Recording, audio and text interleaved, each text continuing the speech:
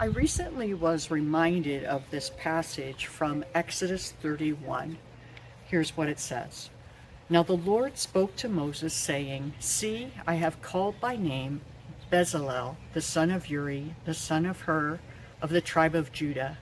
I have filled him with the Spirit of God in wisdom, in understanding, in knowledge, and in all kinds of craftsmanship, to make artistic designs for work in gold, in silver, and in bronze, and in the cutting of stones for settings, and in the carving of wood, that he may work in all kinds of craftsmanship. And this passage is in the context of God giving to Moses very specific instructions for the construction of the tabernacle and its furnishings.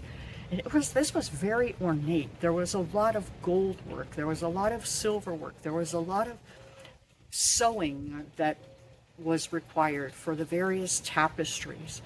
And God says, I've appointed this man, Bezalel, and I have filled him with the Spirit so that he can do these wonderfully creative things. And it goes on to say that there are others that God has appointed to come alongside him.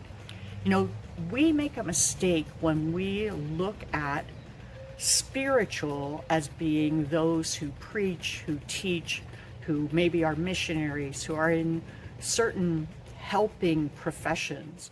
And we look at craftsmen, at artisans, at those who work with their hands as somehow being less spiritual, less sacred.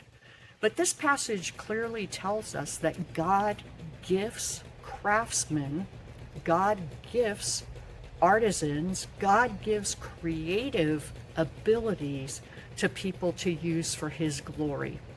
Now, you may or may not consider yourself to be creative, and maybe in terms of painting or woodworking or writing a song, you're not.